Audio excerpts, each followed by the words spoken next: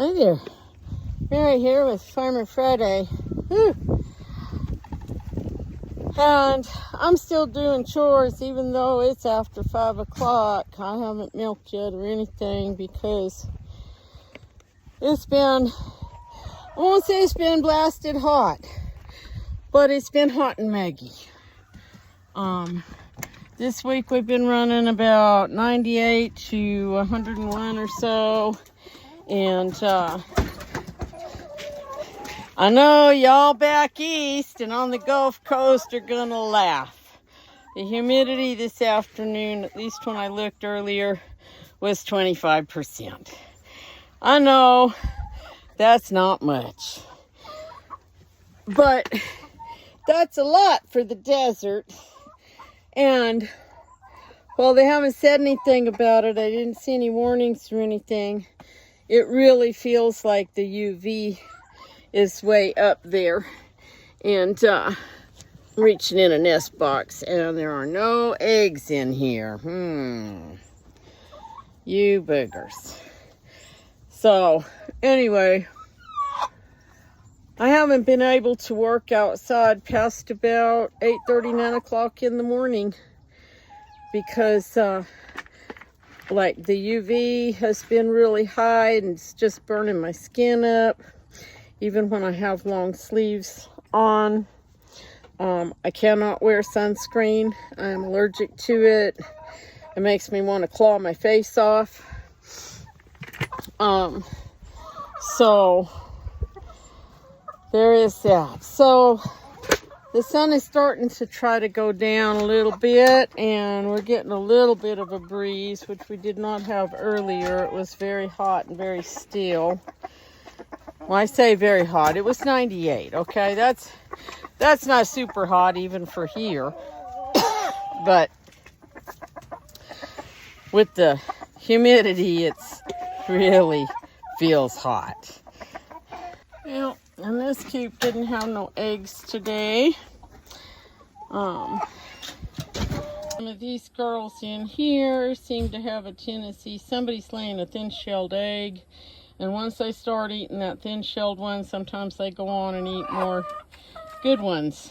So I gotta figure out if we have a real confirmed egg eater, hardcore egg eater in here, and if we do, which one she is.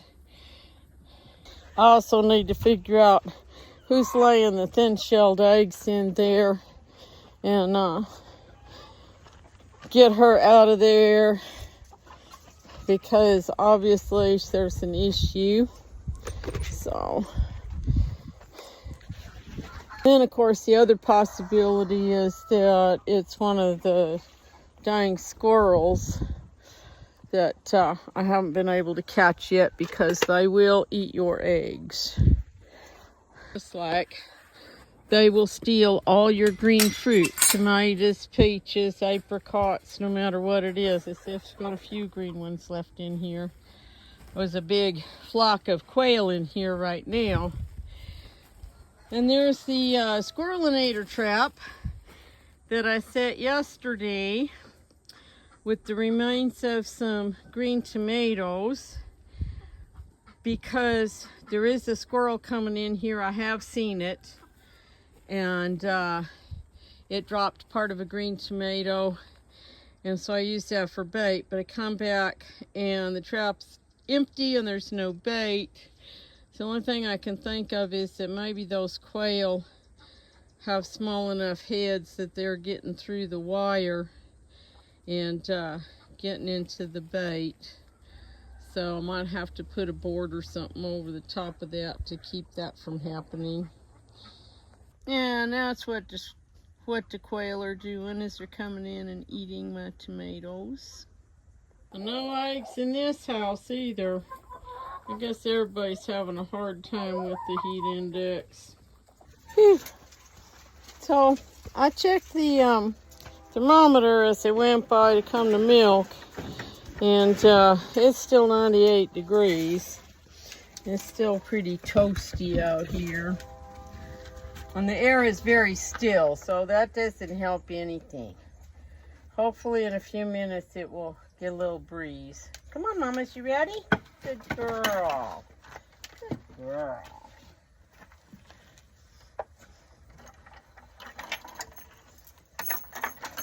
I know it. So, I can pretty much milk Miss Esmeralda just about anywhere, but I do lock her in the stanchion here when we're going to milk up here on the stand, mostly for safety, because if she was to get startled or something like that, she could jump off, fly off, kick me, do something. So, and she could hurt herself if she came off the wrong way. So that's why I lock her head in. Otherwise, she is the bestest girl. She is really super easy to milk when she had her kids and we're just milking to relieve her fullness. And I could just hang the grain pan in the stall and just squat down and milk. She never moved. She's awesome. Miss Ezzy has been struggling with the heat, probably as much as or more than I am. She has been really panting a lot in the afternoon and stuff.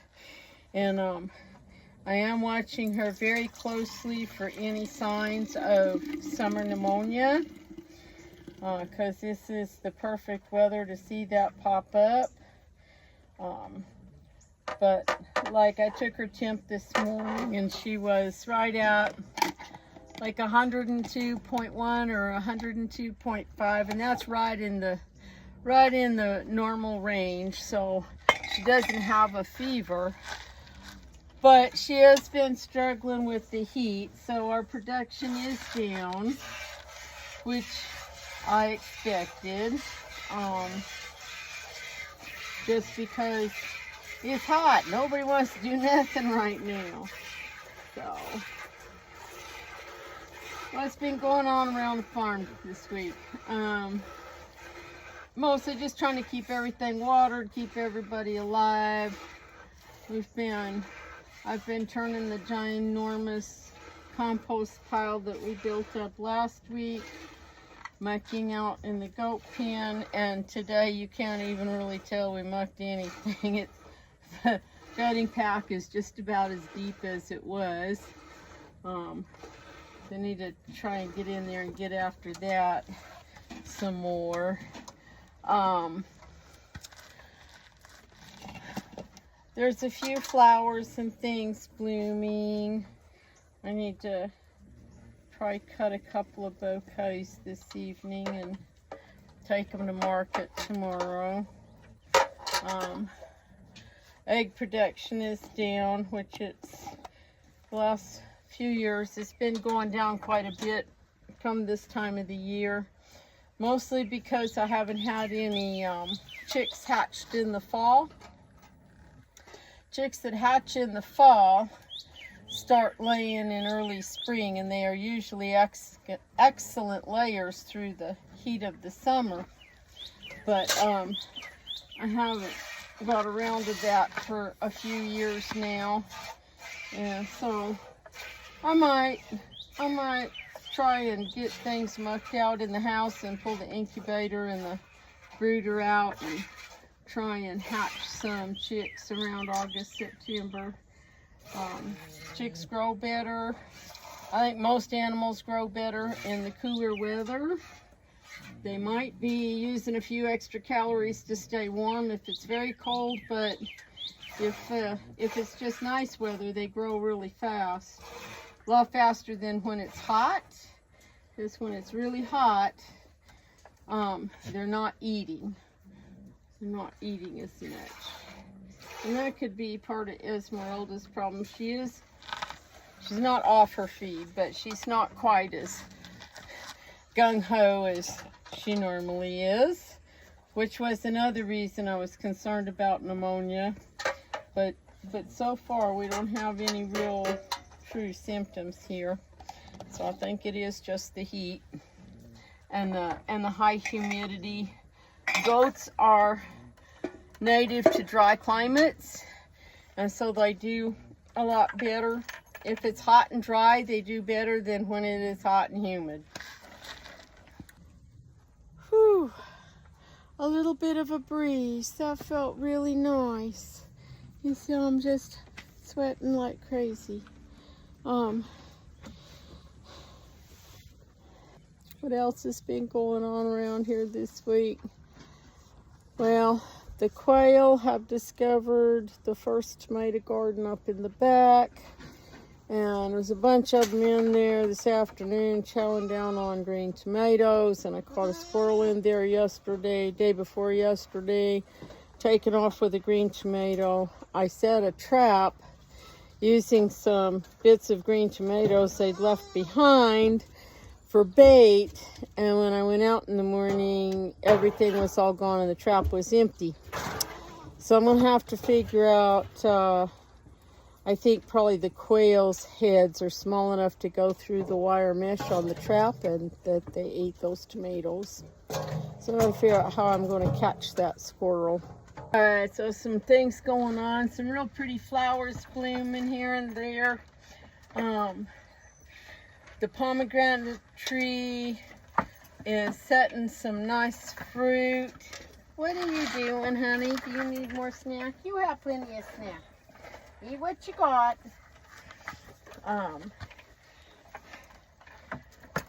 So the little pomegranate tree setting a good amount of fruit. There's a fair amount of mint and some other herbs out in the garden, and I did pick some this morning, and I made some mint syrup.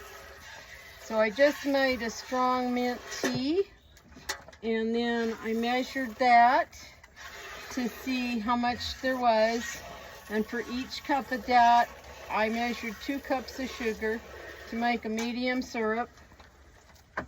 And I brought the tea up to a simmer and put the sugar in and stirred till it was all dissolved and clear. And then I just poured it in a couple of jars, because when it cools off, I'll just put it in the refrigerator. And that can be a base for some sweet mint tea. It could be, today I actually added it to my iced coffee, and it was really good.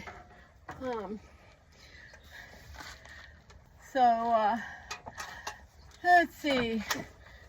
I have been picking some tomatoes, so there's not a huge amount of ripe ones yet in the greenhouse garden.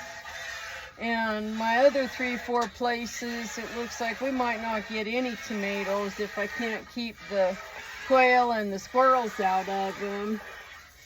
I'm kind of inclined to actually quit watering those areas and just let them die, because it's kind of a waste of water if I'm not getting any fruit.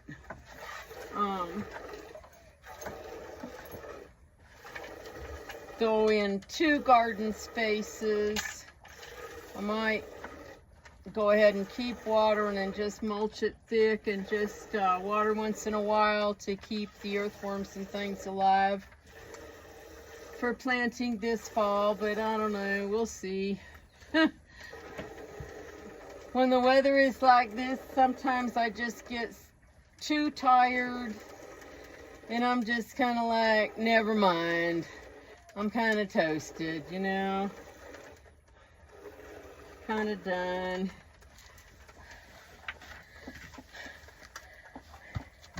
How about you? Y'all just get too hot and go, nah, never mind. Yeah. My kids come up last weekend, my son and my grandson. I sold them my old pickup truck, and they came to get it, and they moved a big old junk pile up there by the front door, which was awesome. And then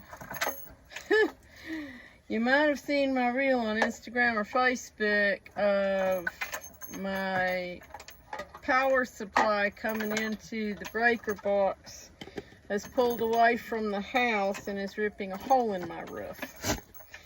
So I had a friend that put a band-aid on it, got it kind of pulled back and secured so it won't get worse while I apply for some assistance from our county. They have programs to help low-income people and older people with stuff like that on their houses. So it just might be a few weeks before I hear anything.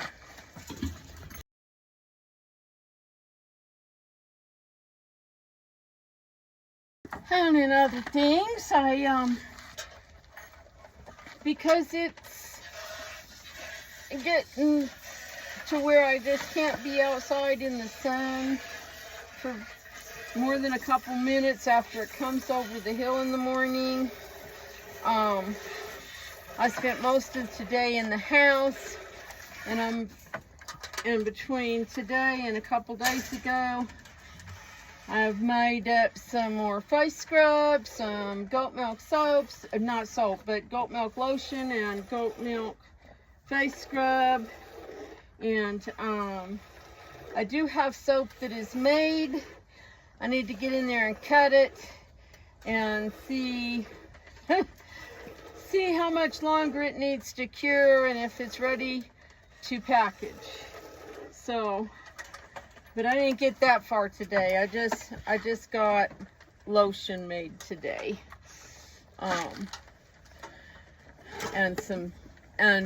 a scrub. So if you are local to me, coming to the Globe Miami Farmers Market tomorrow morning, the brown sugar and coffee face scrub is back in stock, and I made a new batch of nutmeg face scrub, and I will try to get to the lavender and some of the other scents this coming week. Let's see, what else? There was no breeze or breath of air at all there for a few minutes, and just got really hot and really still. Hang on, sister, I'll get your peanuts. The heat does not seem to be bothering Bambi so much. She's right about probably her usual 6 pints of milk. So I think it's just Esmeralda's having a hard time.